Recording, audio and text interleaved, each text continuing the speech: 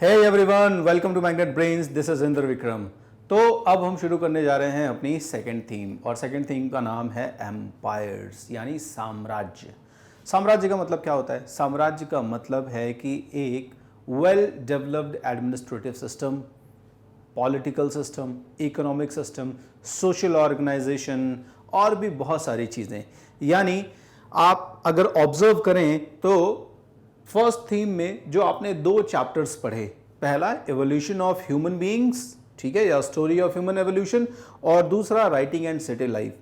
तो इसमें क्या है, एक बहुत प्राइमरी लेवल का डेवलपमेंट है, बहुत प्राइमरी लेवल का। और उसके बाद सेकंड चैप्टर में क्या है कि फर्स्ट चैप्टर को रिलेट करते हुए जब इंसान डेवलप हो गया तो फिर उसने कैसे कैसे लिखना, पढ़ना और शहरी जीवन की तरफ आगे बढ़ना सीखा।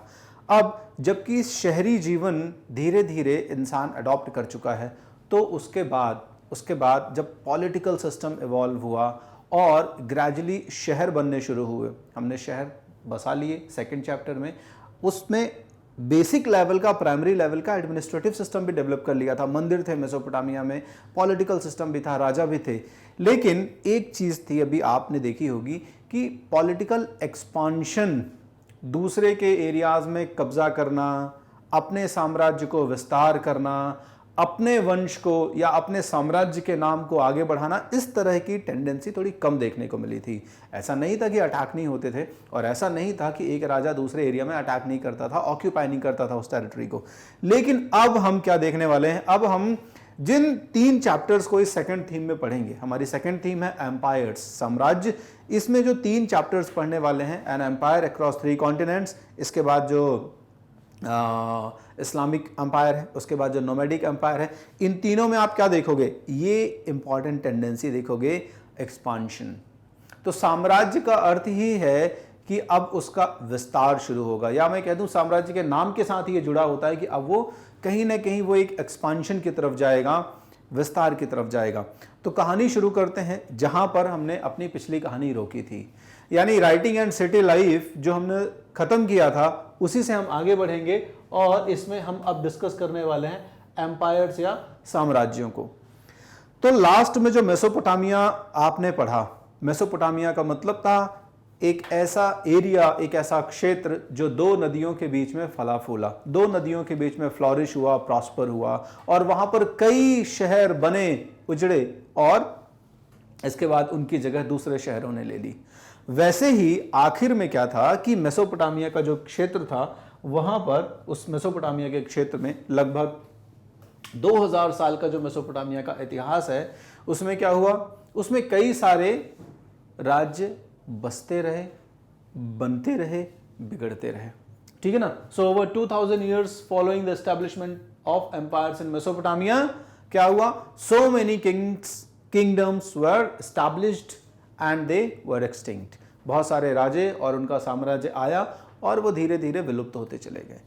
अब क्या है, जब मेसोपोटामिया अपने लास्ट की तरफ है, यानी आप कह दें कि मेसोपोटामिया अपने डिक्लाइन फेज की तरफ है, तो उस समय वहां पर लगभग 6th सेंचुरी में क्या था, 6th century before common era के आसपास, 6th सेंचुरी बिफोर क्राइस्ट के आसपास, वहां पर ईरानियंस जो हैं, ठीक है, ईरानियंस या इन्हें आप पर्शियंस भी कह सकते हैं, ठीक है, इन्होंने वहां पर ऑक्यूपाई कर लिया उस क्षेत्र को, major parts of Assyrian empire. याद है लास्ट में गिलगमेश की कहानी आपने सुनी थी, एपिक ऑफ गिलगमेश, जिसने लाइब्रेरी बनाई थी, और वो असीरिया का राजा था। तो इस असीरिया के साम्राज्य को ईरानियंस ने पूरी तरीके से ऑक्यूपाई कर लिया है। यानी अब असीरिया का पूरा जो साम्राज्य है, उसमें ज्यादातर कौन है, या किसके कब्जे में है, वो ज्यादातर हिस्सा ईरानियंस के कब्जे में है, ठीक है। तो कहानी को बनाते चलिए, आपने दिमाग में फ्रेम करते चलिए कि मेसोपोटामिया जहां था वो अपने डिक्लाइन फेज पर है, और डिक्लाइन फेज के दौरान असीरिया में ईरानियंस ऑक्यूपाई हो गए, ईरानियंस का ऑक्यूपेशन आ गया, ठीक है। अच्छा, जब ईरानियंस यहां पे रूल कर रहे हैं, ईरानियंस का रूल है ईरानी लोगों का, तो उस दौरान भी मेसोपोटामिया क्या है, अपने ट्रेड और डेवलपमेंट में जो कंट्रीब्यूशन है वो करता जा रहा है। ट्रेड को बहुत इंपॉर्टेंट हमने इंपॉर्टेंस दिया था, क्योंकि मेसोपोटामिया क्या है, मेसोपोटामिया एक ऐसे क्रॉस रोड पर था, एक ऐसी जगह पर था जो उसे बहुत इंपॉर्टेंट ट्रेड लिंक बनाता था। कैसे, हमने सेकंड चैप्टर में भी ये पढ़ा था कि मेसोपोटामिया जिस जगह पर लोकेटेड था वो कहीं ना कहीं इजिप्ट हो गया आपका, और इंडस वैली सिविलाइजेशन हो गया आपका, सिंधु घाटी की सभ्यता हो गई। तो इन दोनों को क्या करता था, लिंक करता था, और दोनों के बीच में जो ट्रेड होता था उसको भी मेसोपोटामियंस फैसिलिटेट करते थे। मेसोपोटामिया और इंडस के लोगों के बीच में भी ट्रेड होता था अच्छा खासा, मेसोपोटामिया और इजिप्ट के लोगों में भी ट्रेड होता था, इजिप्ट और इंडस के लोगों के बीच में भी कहीं ना कहीं थोड़ा बहुत कुछ ना कुछ अमाउंट में ट्रेड रिलेशन या किसी न किसी तरीके का जो है इंटरैक्शन तो था ही।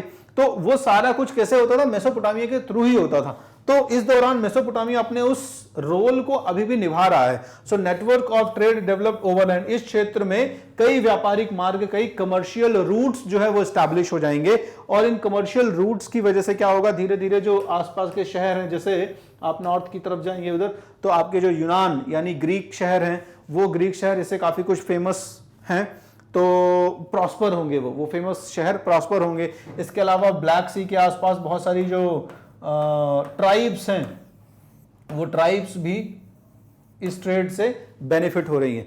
तो अब इस सीन में आपको सिर्फ ये चीज समझ लेना है कि जब Mesopotamia was in its decline phase, Mesopotamia अपने डिक्लाइन फेज पर है, so that area, majority of that area was occupied by the Assyrian kings and they contributed in developing the network trade, यानी कमर्शियल रूट्स या जो trade का network है वो develop हो रहा है यहां पे, और ईरानियंस इसको फैसिलिटेट कर रहे हैं। ठीक है, तो होपफुली आपको ये समझ में आ रहा है, और इस ट्रेड से कहीं ना कहीं आसपास के जो एरियाज हैं और जो ट्राइब्स हैं वो भी बेनिफिट हो रही हैं। तो हम इस चीज को समझते चलेंगे।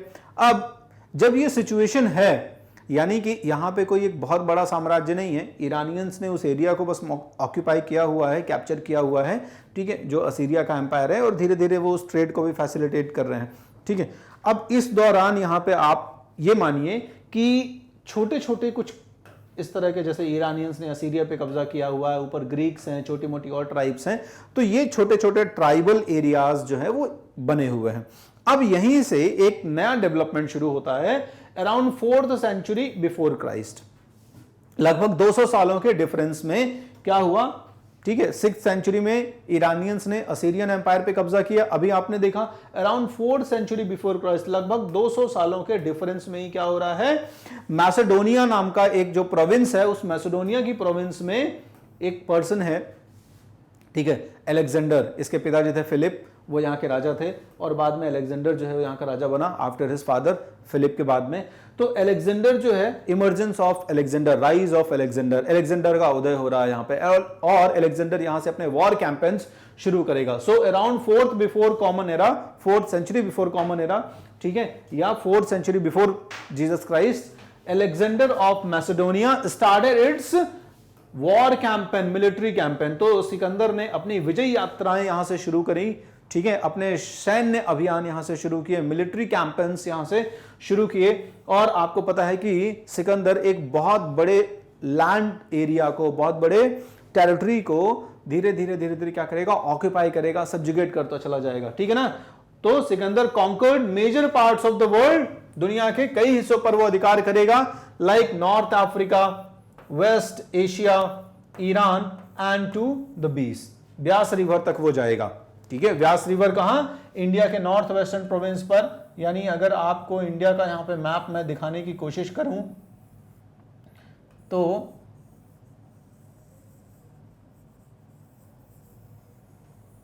मान लीजिए, जस्ट एक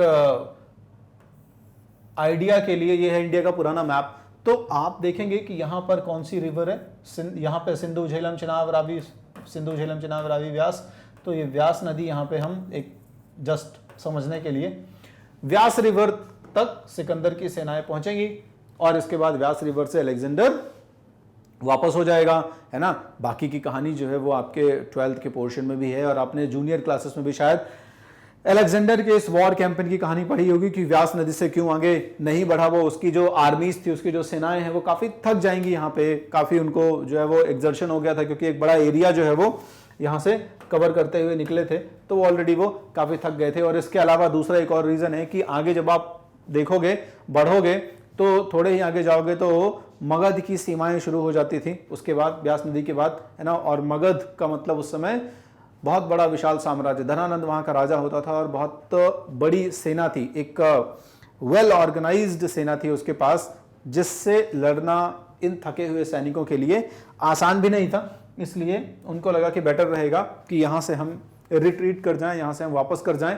तो ये देखिए आप मैसेडोनिया का वो क्षेत्र, ठीक है, जहां से सिकंदर अपनी यात्राएं शुरू करेगा। और इसके बाद आप देख रहे हैं एशिया माइनर, टर्की का एरिया है ये, ठीक है, यहां से ये मेसोपोटामिया का क्षेत्र है, तो इस एरिया को भी वो धीरे धीरे ऑक्यूपाई कर लेगा, ठीक है। ये फिर ये आगे यहां से बढ़ता हुआ ये इंडिया, इंडस रिवर और सिंधु की ही एक ट्रिब्यूटरी है जिसका नाम है ब्यास, तो ब्यास रिवर है यहाँ पे।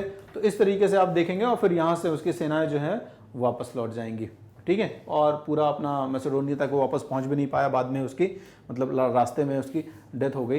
तो ये मेसोपोटामिया का वो इलाका है जो अब कहाँ चला गया, सिकंदर के एरिया में या पॉलिटिकल किंगडम में लगभग इंक्लूड हो गया, ठीक है। ये असीरिया का वो साम्राज्य जहां पे ईरानियंस का कब्जा था, ये बेबीलोनिया।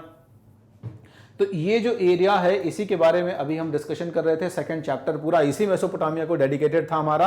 अब यहीं से नया डेवलपमेंट शुरू होने वाला है। ये यूफ्रेट्स और टिग्रिस नदियां आप देख रहे हैं, ठीक है, ये टिग्रिस नदी है और ये इसके पैरेलल बहने वाली यूफ्रेट्स नदी है, ठीक है। ये देखिए यूफ्रेट्स नदी और ये जो है ये जा रही है ये टिग्रिस नदी, और इन्हीं के बीच का पूरा इलाका जो है वो मेसोपोटामिया कहला रहा था। तो हम यहाँ पर जो है देख रहे हैं क्या है, छोटे छोटे इश्यूज क्रिएट हो रहे हैं। और वो इश्यूज क्या है कि वॉर, और वॉर क्यों, क्योंकि अपना पॉलिटिकल एक्सपांशन करना है, राजनीतिक विस्तार करना है, इसलिए ये युद्ध की प्रक्रिया यहाँ पर चल रही है, ठीक है। अब सिकंदर ने इतना बड़ा पॉलिटिकल किंगडम तो स्टैब्लिश कर दिया, आप देख रहे हैं इतना बड़ा राजनीतिक साम्राज्य जो है उसने स्थापित कर दिया, ठीक है। लेकिन यहाँ पर कुछ इश्यूज हैं। इश्यूज क्या है, इश्यूज ये है कि वो इतने बड़े राज्य को स्थापित तो कर चुका था लेकिन कंसोलिडेट नहीं कर पाया, है ना, उसको स्थापित नहीं कर पाया, उसको अच्छे से सुदृढ़ नहीं कर पाया।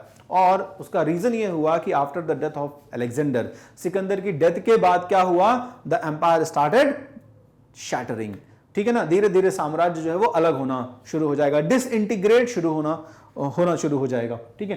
तो इसी डिसइंटीग्रेशन के दौरान नया डेवलपमेंट होगा जो हमारे फर्स्ट चैप्टर की, इस सेकंड थीम के फर्स्ट चैप्टर की क्या बनेगा, बेसिक थीम बनने वाला है, या मैं कह दूं कि ये सब्जेक्ट मैटर बनने वाला है हमारे फर्स्ट सेकंड थीम का, एक्चुअली फर्स्ट चैप्टर का। चलिए, so central Italian city state of Rome, यहां पर इटली का जो एरिया है, ठीक है ना, इटली का जो शहर है, यहीं पर स्टेट ऑफ रोम, रोम साम्राज्य का उदय होने वाला है, ठीक है। रोम एक बहुत बड़ा डेवलपमेंट लेके आएगा। रोम पहले तो छोटा सा शहर है, लेकिन ग्रेजुअली रोमन जो एम्परर्स हैं वो धीरे धीरे एक्सपांशंस करेंगे, है ना, वो भी वही सिकंदर के रास्ते पे चल रहे हैं, तो वो काफ़ी अपने आसपास के ईस्ट और वेस्ट के एरियाज को एक्सपांड करेंगे, पॉलिटिकल एनेक्सेशंस करेंगे, राजनीतिक जो है वो राज्यों को मिलाएंगे अपने राज्य में, रोम साम्राज्य के राज्य में, और इस तरीके से रोम एक विशाल साम्राज्य के तौर पर स्थापित हो जाएगा, ठीक है ना। तो सेंट्रल इटालियन सिटीज टुक एडवांटेज, यानी जो इटालियन शहर है रोम, वो इस समय का फायदा उठाएगा। किस समय का, जो डिसइंटीग्रेशन की प्रोसेस हुई है, जो डिसइंटीग्रेशन की प्रोसेस हुई है, इस डिसइंटीग्रेशन की प्रोसेस का फायदा उठाएगा।